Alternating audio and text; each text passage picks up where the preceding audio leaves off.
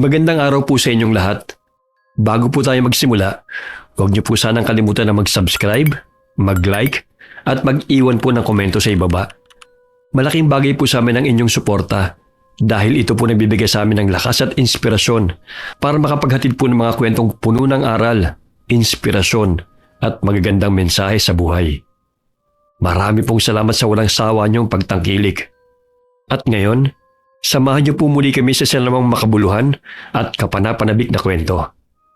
Simulan na po natin.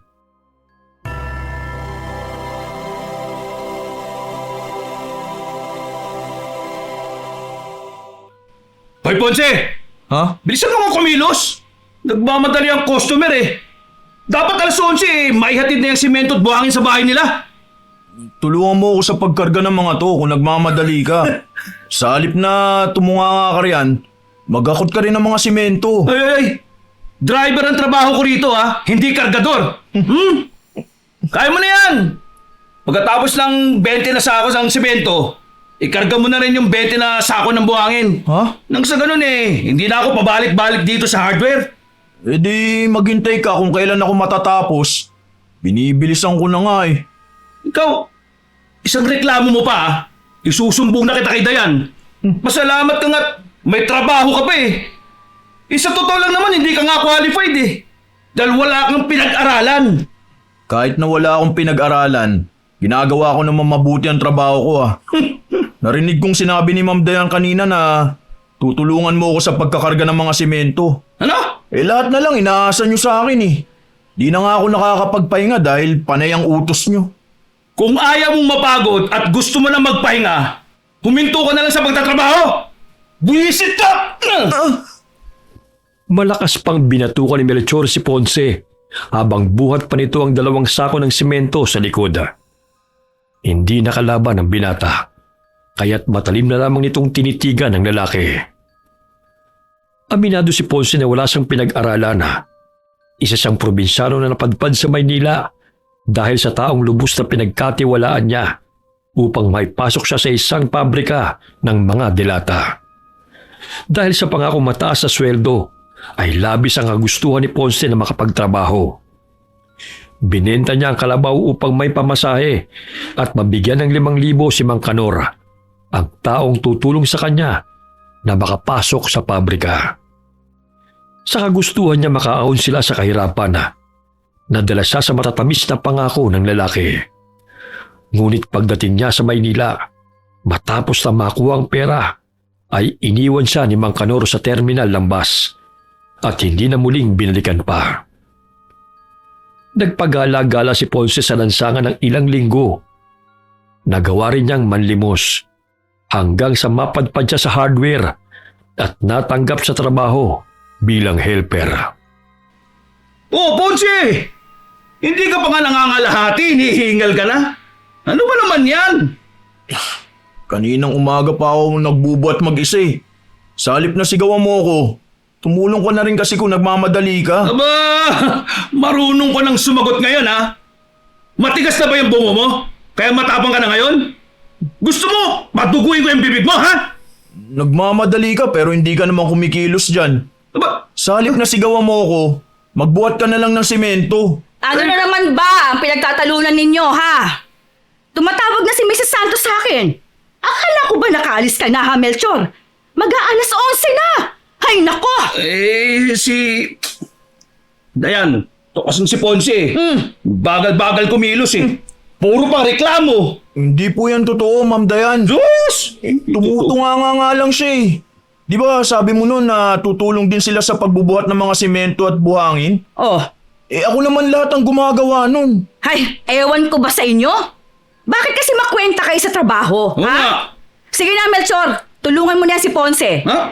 Dahil may i-deliver din ng ibang pahinante at driver sa ibang customer. Oo. Kayo talaga, oh. Dinadagdagan nyo pang sakit ng ulo ko. Para kayo mga bata. Pinadid pa ni Melchor ang paa ni Ponce habang ito'y naglalakad. Kaya't malakas na bumagsak ang binata sa lupa. Bit-bit pa ang 2 sako ng buhangin. Aray! Ano ba, Melchor? Oo. Bakit ako sisisihin mo ha? Lampa ka eh. Alam kong sinadya mong patirin ako. Sinadya. Wala ka na talagang ginawa kundi pagkatuwaan ako ah. Sumusobra ka na talaga. Oy, bakit? Anong gagawin mo, ha? Bumangon ka nga riyan at ipakita mo sa akin kung gaano ka katapang. Sa lampa mong yan isang sipa ako lang sa'yo. Bali-bali na yung buto mo eh. Marahang tumayo si Ponce at pinagpag ang mga buhangin na natapon sa kanyang katawan. Napabuntong hininga na lamang siya habang pinapakinggan ng iinsultong tawa ni Melchor. Hindi lamang niya pinansin ang lalaki at nagpatuloy siya sa pagtatrabaho. Kaya mo naman palang buhatin lahat eh. Dami pa kasing dada. Kaya yan ang napala mo. Tama na nga yung bangayan ninyo. Bilisan mo nang i-deliver ang mga semento sa customer, Melchor, ha? Mamaya i-cancel pa niya yan dahil sa kabagalan ninyo eh. Oh, Ponce, Po, pwede ka naman ng halian. Huwag mo nang pansinin yan si Melchor dahil pala biro lang talaga yun. hindi na po simpleng biro ang ginagawa niya eh. Sinasadya niya ng patirin at batukan ako. Nakakasakit na ho siya eh. Ayokong nag-aaway-away kayo rito, ha? Mag-focus kayo sa trabaho. Hindi yung sa mga walang kwentang bagay. Mamalasin ang negosyo ko sa inyo eh. Pasensya na ho, Ma'am Dayan. Hindi na po mauulit. Tumango ang ginang at agad na pumasok sa hardware. Dali-daling kinuha ni Ponce ang lumang bag na isinabit sa puno at pumunta sa karinderya kung saan siya madalas na kumakain. Nadat na niya roon si Katrina na anak ng tindera. Oh, Kuya Ponce, bakit ngayon ka lang? 12:00 na. Hindi ka pa nakapag-almusal kanina. Dami kasi nilang pinag-uutos. Di pa nga ako nakakatapos ng isang gawain. May isang trabaho na naman naghihintay sa akin. 2 kanin nga. Isang tortang talong at pahingi na lang ng sabaw, Katrina. Oh, itong pansit libre na lang. Yun. Alam kong gutom ka na talaga eh. Tingnan mo nga yung itsura mo, namumutla ka na. Sa susunod, mag-break time ka rin. Kaninang 9:00, kumain nga sila eh. Habang ikaw nagtatrabaho. Aba, hindi pwede yan ah. Wala naman akong magagawa kung di ang sundin ang inuutos nila. Dahil kung hindi, tatanggal ako sa trabaho. Ano matatanggal? Oo. Karapatan mo kayang kumain. Pang 10 tao na yung trabaho mo eh. Kaya hinay-hinay lang. Magpahinga ka rin kagaya ng mga katrabaho mo. Magkano nga pala ang sinasahod mo kada linggo? Diba lingguhan ang sweldo nyo? Di ko kasi alam ang eksaktong halaga eh. Di kasi ako marunong magbasa at magbilang, Katrina. Ano ka ba, kuya? Bakit hindi mo sinabi? Ilang buwan ka nang kumakain dito sa karinderya. Hindi mo man lang pinaalam sa akin ang bagay na yan? Kaya siguro ginugulangan ka ng mga katrabaho mo dahil madali ka nilang nauuto. Hindi lahat ng pinag-uutos nila kailangan mong sundin, no? Lalo na yung si Mang Melchor. Maraming mga trabahador na nagrereklamo sa ugali niya dahil palautos siya eh. Malibhasa, pinsan niya si Ma'am Dayan. Ha? Magpinsan pala sila? Ngayon ko lang nalaman ah. Oo, kaya sobra pa sa amo kung makautos, di ba? Driver lang naman siya ng hardware. Oh, baka gusto mo pa ng sabaw. Kumuha ka na lang dun sa kaldero. Ubus na rin naman ng karneng sahog nun eh. Katrina, pwede bang malaman kung magkano ang dapat na sahod ko sa isang linggo? Hindi ko kasi alam dahil napakaraming numero ang nakasulat sa papel eh. Patingin nga niyang payslip mo, kuya. Oh, Naku! Bakit 200 lang ang sahod mo kada araw? 550 na ang minimum ngayon ah. ha? Tapos wala ka pang overtime? Halos magkanda kuba ka na sa pagtatrabaho. Tapos ito lang ang natatanggap mo? Pambihira naman. Mas malaki pa ang sahod ng kargador sa palengke niyan eh. Sabi ni Ma'am Dayan, tama naman daw ang binibigay niyang sahod sa akin nung tanungin ko siya. Teka, ilang buwan ka na bang nagtatrabaho sa kanila? Mag-6 na buwan. Ganun? Ibig sabihin, 6 na buwan ka nang niloloko. Naku kuya, singilin mo siya sa kulang na sweldo mo. Hindi pwedeng underpaid ka tapos overwork naman. Ginugulangan ka ng magpinsan na yun ah. Bahagyang natahimik si Ponce at napagtanto na maaaring tama ang sinabi ni Katrina. Hindi siya marunong magsulat at magbasa, kaya't kung anong sinasabi sa kanya ng amo ay yun ang pinaniniwalaan niya. Itong abakadang libro ng pamangkin ko. Ito ang tutulong sa'yo sa unang hakbang sa pagbasa.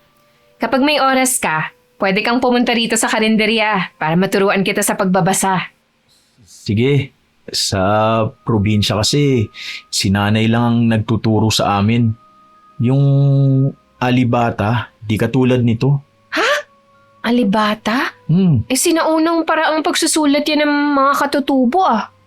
Sa bundok kami naninirahan, kaya yun ang nakamulata namin. Tuwing araw ng linggo, nag-tutor po ako. Sumabay ka na lang sa mga pamangkin ko.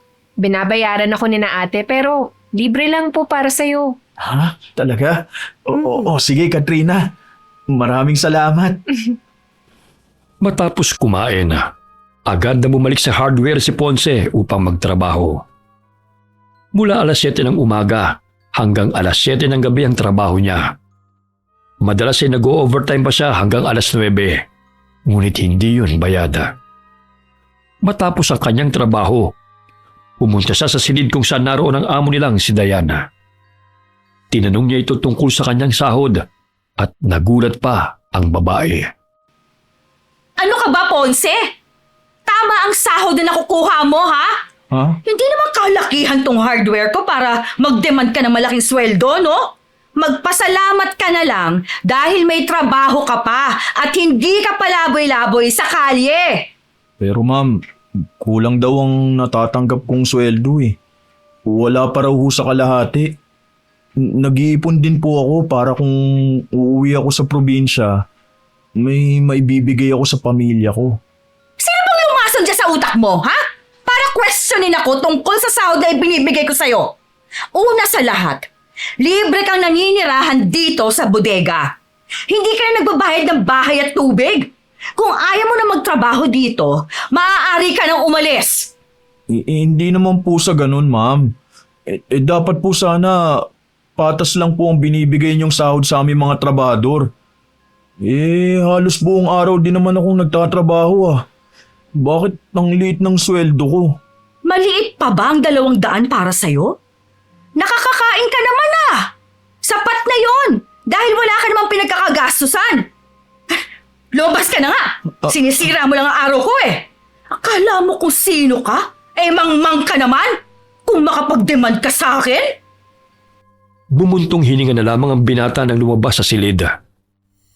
Napalingon pa siya sa babae at natatanaw niyang binibilang pa nito ang perang kinita ng araw na yun.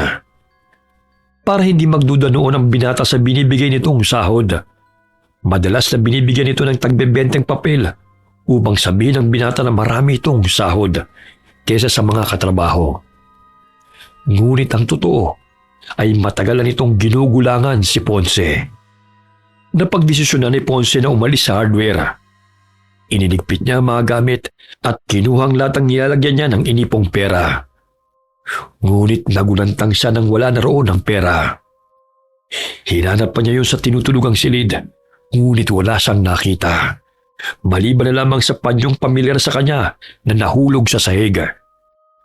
Dali-dali siyang lumabas ang silid at patakbong pinuntahan si Melchor habang nag-iinuman kasama ang mga kaibigan nitong trabahador.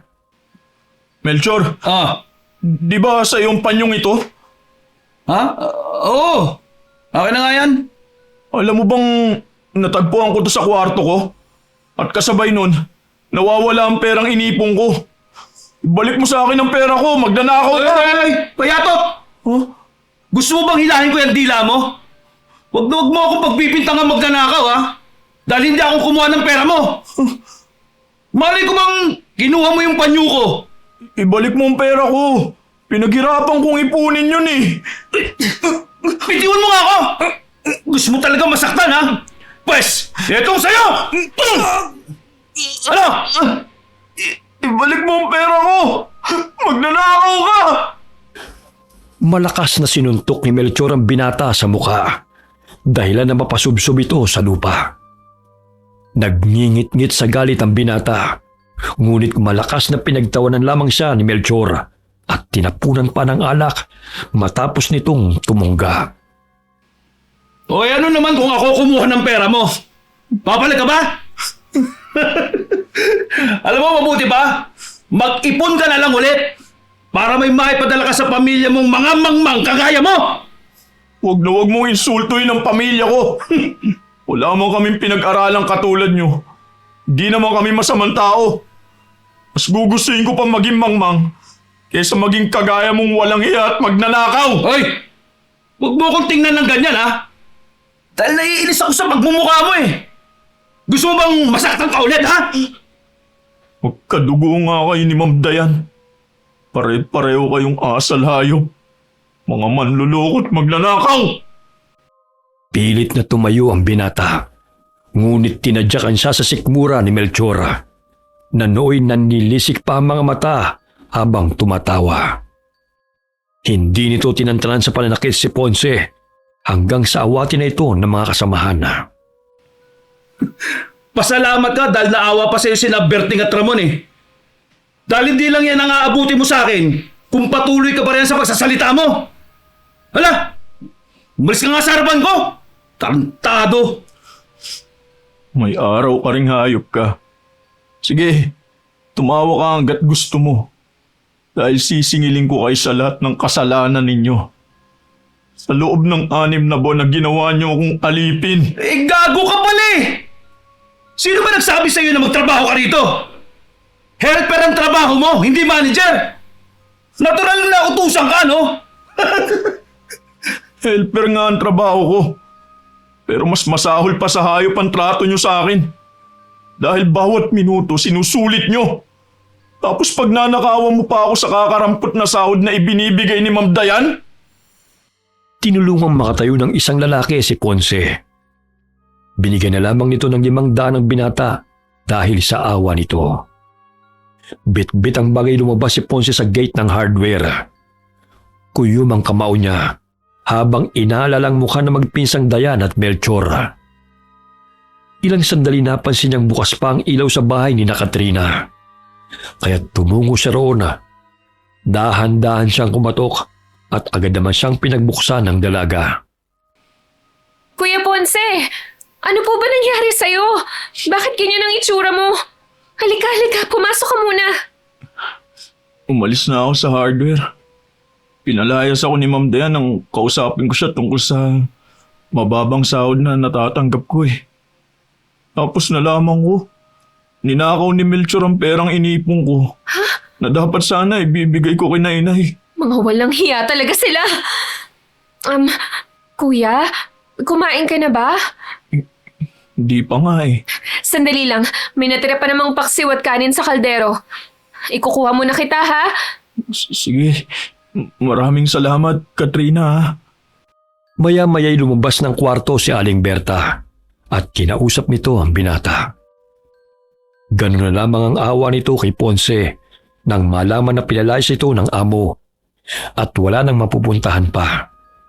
Kaya't napagdesisyonan ng ginanga na doon na muna pansamantalang manuluyan ang binata habang wala pa itong matitirhan. Sinabi rin ni Ponce na plano na sana niyang umuwi ng probinsya at magpapatulong kay Katrina na bumili ng tiket, ngunit nawala ang pera na iniipon niya. Oh, ito, kuya, kumain ka na. Salamat. Huwag ka nang mahiya. Pasensya ka na, ha? Medyo tutong na yung kanin na yan eh. Ako nga ang dapat na mahiya sa inyong mag-ina eh. Huwag kayong mag-alala. Maghahanap ulit ako ng trabaho. Naku, huwag ka na maghanap, kuya. Alam mo, kailangan din namin ng helper dito sa karinderya at palengke. Imbis na magbayad kami sa ibang tao, ikaw na lang ang kukunin namin. Ha? Lalo na, alam naman naming masipag ka eh. Naku, maraming salamat talaga sa inyo. Tatanawin kong utang na loob ang pagtulong nyo sa akin. Wala yun. Hindi ka naman iba sa amin ni nanay. Kagaya mo, nag-umpisa rin kami sa wala. Hanggang sa dumami na mga customer namin dito sa karinderya at palengke. Hindi na nga magkanda-ugaga si nanay at tatay sa palengke. Kaya ako narito ang namahala sa karinderya. Kuya, siya nga pala. May bakanting kwarto malapit sa kusina. Doon ka na lang. Kahit saan lang naman ako. Kahit nga sa labas lang, okay na. Ay nako, matagal nang walang natutulog dyan. Ililipat ko na lang ang mga kaldero na inilagay ko ron. Tinulungan ni Ponce si Katrina sa pagkuha ng mga kaserola at kaldero sa kwarto. Mainit na tinanggap na mag-ina ang binata sa bahay nila. Kinabukasan na, 4:00 pa lamang ng madaling araw, ay gising na sina Katrina at ang ina nitong si Aling Berta. Kaya gumising na rin si Ponce nang marinig ang ingay sa kusina upang tumulong sa pag-aasikaso ng mga lulutuin. Tinuruan siya ni Aling Berta kung paano ang tamang hiwa ng mga karne at mga gulay.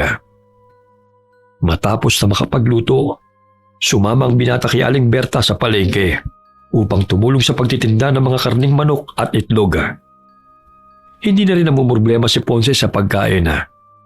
Pinagpapahinga rin siya ni Aling Berta kung ang asawa nito ang nagbabantay sa palengke. Simula nang mamasukan si Ponce bilang helper ni Katrina, ay nagkalaman ang katawan nito at hindi nagusgusin ang itsura. Isang umaga, habang hinahatid niya ang mga biniling itlog ng customer sa sakayan ng tricycle, nakabanggaan niya ang isang lalaki. Nandilat pa ang mga mata nito nang tumingin sa kanya. Lintik! Bulag ka ba, ha? Ikaw nga itong bumangga sa akin eh. Pasensya na. Ikaw? Huh? Aba! Muntik na kitang hindi makilala! Sino naman ang malas na taong kumuha sa'yo, ha? Wala akong oras para patulang ka. Marami pa akong gagawin. Aba! Akala mo kung sino ka na! Huwag kang bastos, ha? Huh? Kinakausap pa kita! Kung may bastos man sa ating dalawa, ikaw yun. Ang taong katulad mo, hindi na pinag-aaksaya ng panahon. Bakit? Ano ba pinagmamalaki mo, ha? Ang pagiging kargador dito sa palengke? Oh, anong mali sa pagiging kargador? Marangal naman ang trabaho ko ah. Kahit kailan, hindi ko ikinahiya ang trabaho ko. Ang nakakahiya, yung may pinag-aralan ka nga, pero isa namang magnanakaw. Ano? Anong sinabi mo? Nang gagalaiti sa galit ang lalaki at sinuntok nito si Ponce. Hindi na nakapagpigil ang binata, kaya sinuntok din niya si Melchor sa panga.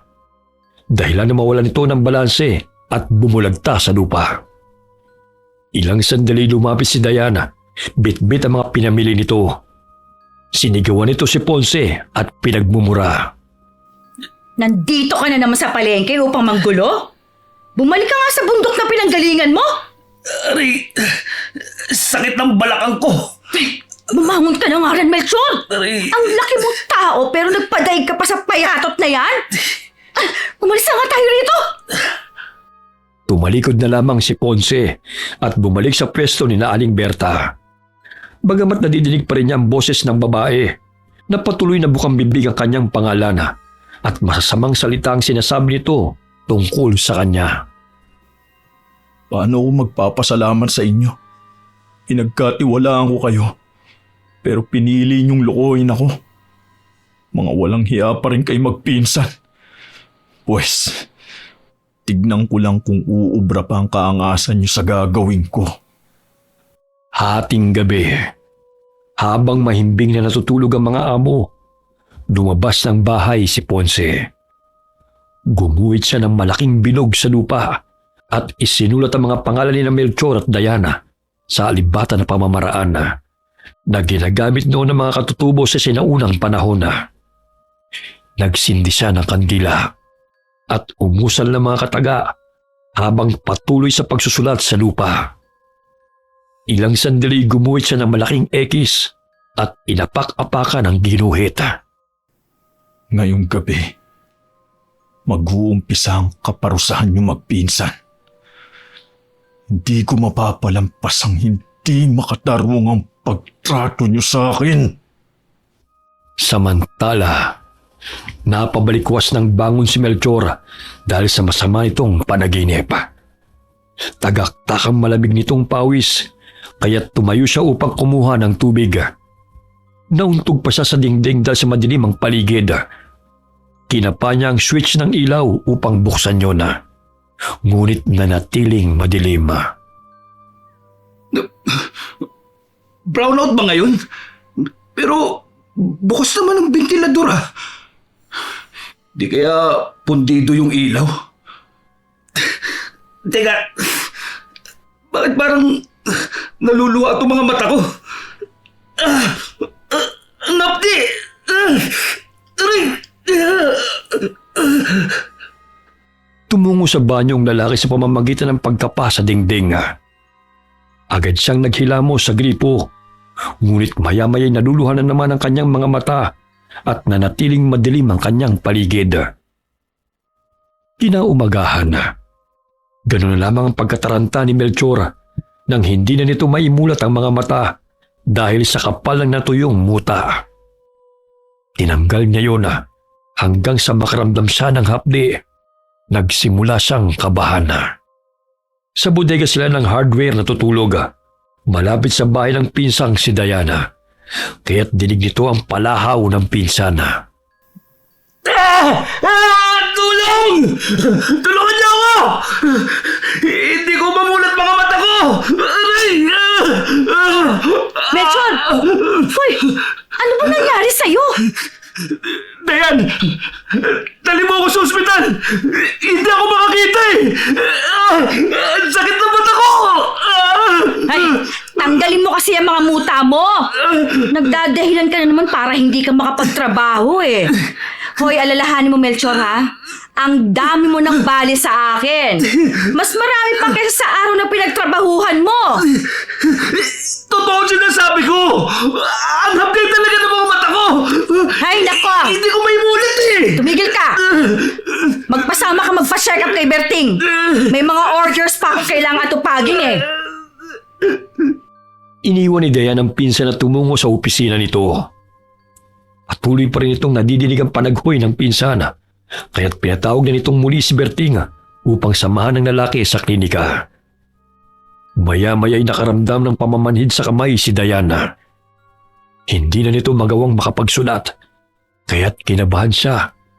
Inisip na baka na-stroke siya. Unti-unting gumagapang ang pamamanhid sa kaliwang braso nito hanggang sa umabot sa paa. Kaya't napasigaw siya at humingi ng tulong. Narinig siya ng mga trabahador, kaya't agad siyang dinala sa pinakamalapit na ospital. Habang lumilipas sa mga araw, palala ng palalang iniindang sakit ng magpinsana. Namaga ang mga mata ni Melchor, maging ang pisngi at bibig nito. Kaya't hindi na ito nakapasok sa trabaho. Lumuluha na rin ito ng malapot na nana, kasabay ng masangsang na pulang likido. Habang ang kalahating katawan ni Diana ay nagsimula ng mangitim. Isang araw, bumisita ang babaeng biyenan ni Diana sa ospital na may karunungan sa tradisyonal na panggagamot. Hindi pa man ito nahahawakan ng manugang, alam na nitong kinukulam ang babae. Ay nako, Dayan. Hindi pagkaraniwang sakit ang dumapo sa iyo. Malakas ang kapangyarihan ng taong kumulam sa iyo. Kulam? Pero, ang sabi po ng doktor, na-stroke to ako eh. Over-fatigue sa trabaho. Marahil yan ang sintomas sa ngayon. Nararamdaman kong hindi lang ito ang gagawin niya sa iyo para parusahan ka. Hindi siya titigil hanggat hindi ka naghihirap. Kailangan mong humingi ng tawad sa taong nagawan mo ng masama. Dahil kung hindi, nalalapit na ang iyong kamatayan. Nay, tulungan niyo ako. Ayoko pa humamatay. Paanong negosyo ko? Wala akong mag-aasikaso, Nay. May naalala ka ba kung sino ang mga nakaalitan mo, ha? Hindi ko na matandaan eh. Kung si Ponce, sana noon pa niya kami nagawang gantihan. Ay, hindi na niya maalala. Dahil sa dami ng pinagmamalditahan niya. Palibhasa masama ang ugali. Kaya pinapahirapan ng ganito. Ano pong sinasabi niyo, Nay? Hindi kita marinig. Wala, iha. Hihingi tayo ng tulong sa kakilala kong albularyo.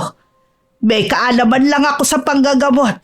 Pero hindi ganun kalawak ang kaalaman ko pagdating sa pagtanggal sa kulam, Pakiusap, Nay. Tulungan niyo ako. Magbabayad ako kahit na magkano. Gumaling lang ho ako. Hindi lingid sa kaalaman ng matandang babae na maraming galit kay Diana. Lalo na mga naging empleyado nito sa hardware. Sapagkat mababa ito kung magpasahod at hindi nagbibigay ng benepisyo, lalo na sa mga walang pinag-aralan. Napansin ni Katrina na ilang araw nang hindi nito nakikita sina Melchor at Dayan sa hardware. Ang pamangkin at ang asawa ng babae ang nagsasalitan sa pagbabantay doon. Napag-alaman nito mula sa isang driver na ilang araw na itong nasa ospital dahil may iniindang sakit. Uy, alam mo ba, Kuya Ponce? Nasa ospital ngayon si Aling Dayan at Mang Melchor. Parang ginantihan na rin siya ng kapalaran sa pagiging makunat niya sa mga empleyado niya. Gumagastos rin siya sa pagpapagamot niya sa ospital. Mas malaking halaga pa nga ang mawawala sa kanya eh. Anong silbi ng pera kung may sakit ka naman? Unti-unting mauubos yun, no? E di, utusan niya ang pera niya na pagalingin sila. Malabo nang mangyari yun. Na-stroke daw si Ma'am Dayan eh. At hindi na masyadong makakilos ng maayos. Saglit na natahimik si Ponce nang makaramdam siya ng kirot sa kanyang katawan. Batid niyang may kumukontra sa kulam na kanyang isinagawa, kaya't lumabas siya ng karinderya at tumungo sa lugar kung saan siya nagsagawa ng ritual. Tinipon niya ang mga tuyong dahon at nagsimulang magsigaroon habang umuusal ang mga kataga at sinasambit ang pangalan na magpinsan. Dumagdag pa sa pasakit ni Melchor nang itapon ng binata ang panyo na itinago nito na pagmamay-ari ng lalaki. Umalingaw-ngawang malakas na boses ito sa ospital dahil sa naramdamang sakit kasabay ng pagtupok ng apoy sa panyo. Si Dayan naman ay hindi mapakali dahil sa naramdamang init ng katawan nito at halos matuyot ang lalamunan nito dahil sa naramdamang pagkauhawa. Alam kong gusto mong iligtas sa mga taong ito at ibalik sa akin ang kulam na isinagawa ko. Ngunit hindi ako papayag na tuluyang apakan ng mga kagaya nilang pagkatao ko.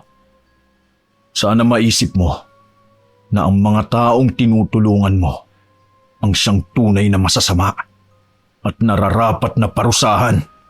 Hindi ako. Kung gusto mong ibalik sa akin ang karamdaman na ipinataw ko sa kanila, gawin mo. Dahil maging ikaw, idadamay ko sa kawalang hiyaan na ginawa sa akin ng magpinsan na ipinagtatanggol mo. Paulit-ulit na umusan ng mga salita si Ponce hanggang sa maramdaman niyang nawala ang enerhiya ng pagkontra ng kulam na isinasagawa niya. Batid niyang sumuko rin ang taong kumakalaban sa kanya dahil sa malakas na puwersa na pinapakawalan niya. Habang tinutupok ng apoy ang mga tuyong dahon sa lupang inorasyonan ng binata, ay gayon din ang paghihirap ni Melchor at Diana. Hindi na magawang iligtas ng albularyong kumakalaban kay Ponce ang buhay na magpinsana, sapagkat natapos na ng binata ang ritual upang pahirapan ang dalawa. Pagsapit ng umaga, halos maduwal ang nurse na naka-assign sa silid ni Melchor. Sobrang lansat ang baho ng nana na lumalabas sa mukha ng lalaki, maging sa iba't ibang bahagi ng katawan nito. Malamig na itong bangkay nang lapitan ng dalawang nurse. Samantalang si Dayan ay tuluyan ng hindi nakapagsalita. Natutukla pa ang balat nito sa buong katawan na animoy nilitsyong baboy. Naging usap-usapan sa lugar ni Diana ang sinapit na mga ito. Kuya, grabe talaga ang karma, no? Namatay na pala si Mang Melchor. Ang sabi ni Mang Ramon, nag-umpisa lang daw yun sa sore eyes hanggang sa magka-impeksyon tapos nabulag siya. Tapos, nilalabasan na ng nana yung mga mata niya maging ang ibang parte ng katawan niya. Sobrang nakakadiri talaga. Ganun ba? Mabuti naman at nabawasan ng masamang tao sa mundo. Hindi naman sayang ang buhay niya eh. Marami pa sigurong magpapasalamat na nawala siya. Hindi lang naman ikaw ang naiinis sa kanya eh. Maraming mga kasamahan niya, no? Ikaw nga lang ang madalas na pinag-iinitan niya noon. Habang nasa ospital, ay unti-unti ring naubos ang perang inipon nilang mag-asawa.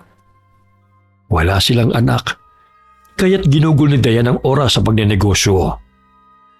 Dahil nabulag sa limpak-limpak na perang kinikita sa hardware, nakakalimutan na nito maging patas sa mga empleyado nito. Naging sakim siya sa biyayang natatanggap. Hindi nagtagal, nagsara ang hardware dahil nalugi. Makalipas ang 2 buwang gamutan, namatay din si Diana dahil sa komplikasyon ng karamdaman nito. Lingid sa kaalaman ng lahat ng tinatawag na mangmanga at walang pinag-aralang si Ponce ang siyang dahilan ng pagbagsak ng hardware at pagkamatay ng magpinsan na nananakit at nanloko sa kanya. Walang nakakaalam na nagmula si Ponce sa tribo ng mga manggagaway. Hindi rin nakaligtas si Mang Kanor, ang isa pang taong nanloko sa kanya. Oh, kuya. Bukas na ang uwi mo sa probinsya. Sana naman bumalik ka rito sa amin O di kaya, padalhan mo kami ng sulat. Total, marunong ka na magsulat at magbasa. Oo ba? Maraming salamat sa pagkupkup niyo sa akin ha. Kung hindi dahil sa inyo, baka kung saan-saan na ako napadpad. Naku, wala yun, kuya. Tinutulungan mo rin naman kami. Hindi na kami makakahanap ng helper na kagaya mo. Yung tipong walang kapaguran at hindi nagrereklamo. Sana dumito ka na nga lang sa amin eh. Alam ko kasing nag-aalala na si inay sa akin eh. Mag-iisang taon din silang walang balita sa akin. Oh, basta kuya, kapag nagbago ang isip mo at gusto mo nang bumalik dito, welcome ang bahay namin para sa'yo. Ay, ito pala yung mga damit at pagkain na ipasalubong mo sa pamilya mo. Tsak, magugustuhan nila yan, kuya. Malamlam ang mga matang tinapik-tapik ng dalaga ang balikat ni Ponce. Sa katauhan ni Ponce ay tila nagkaroon siya ng kuya sapagkat 3 silang babae at siya ang bunso. Kinabukasan, inihatid nila si Ponce sa sakayan ng barko. Hindi napigilan ni Katrina na yakapin ang binata sapagkat napamahal na ito sa kanya bilang nakatatandang kapatid. Kahit na malayo man ang estado nila sa buhay, hindi hadlang yon upang itrato nito ng tama at patas ang binata. Bagkus nirespeto pa nito si Ponce at itinuring na kapamilya. Wakas. Okay, sana po nagustuhan niyo ang kwento namin ngayon. Shout out po tayo kina Franz Arlante from Hong Kong at kay Judy Saison from Sinonok, Misamis Oriental. Greetings coming from Daiko. Shout out kina Kuya Ruel, Ate Myra at Myrel Jam at sa lahat ng staff ng Amira Boxes Handicrafts. Kamusta po kayong lahat dyan? Hi kay Cataleja Soto. Shout out kina Elise, Raya, Pampam, Fatima, Laika, Patricia, Pauline, Rebecca, Paul from Pangasinan, and Helen Fernandez from Cainta Rizal. Greetings coming from Marcelina Fernandez. Hi kay Mary Baez o Ibiang, ang singing muchacha from Taiwan. Shoutout na rin po sa lahat ng mga kababayan natin dyan sa Taiwan. Mabuhay po kayo. Hi kay Senon Kayabyab from San Isidro, San Marcelino, Zambales. Shoutout kay Sofia Ann. Greetings coming from Chona Bainosa from Malaysia. Binabati ko na rin po lahat ng mga kababayan natin dyan sa Malaysia. Mabuhay po kayong lahat. Hi kay Elizabeth Dunca from Texas, USA. Hi kay Josephine Jumacio from Nueva Ecija. Hi kay Lori Jean Bermoy from Qatar. Binabati ko na rin po ang lahat ng mga kababayan natin dyan sa Qatar. Mabuhay po kayong lahat. Hi kay Diana Vargas ng Tarlac City. Hi kay Lolita Rich from Germany. Kumusta na rin po sa lahat ng mga kababayan natin sa Germany? Mabuhay po kayo. Hi kay April Puelo from Singapore. Shout out na rin po sa lahat ng mga kababayan natin dyan sa Singapore. Mabuhay po kayo. Shout out kina Cloud Liquigan, sa asawa niya na si Ayan Liquigan, Ginabel Gigabine at sa Gigabine family. Alright, kung nagustuhan niyo po ang kwento namin ngayon, sana po huwag niyong kalimutan na mag-subscribe, mag-like at mag-comment. Huwag niyo rin po sana kalimutan na suporta ng bagong channel ni Miss Gwen, ang Gwen Stories. Ganun din po yung kay Kuya Louie Horror Stories at ang Kabangers TV at ang Kabanong 2.0. Special guest po namin sila sa kwento namin ngayon. Malaking tulong po ang suporta nyo para magpatuloy po ang aming mga channels. Kaya muli po, marami pong salamat sa inyong lahat and God bless all of you. Bumangon ka nga riyan! Ate Pig... Bumangon ka nga riyan! Ate Pig... Di pa nga ako nakakatapos ng isang gagawin. Meron pa pala. Meron pa pala sa ibabaw. Nagulat siya sa pitik mo. Meron pa pala sa ibabaw. Sana dumita. Welcome ang bahay namin para sa'yo.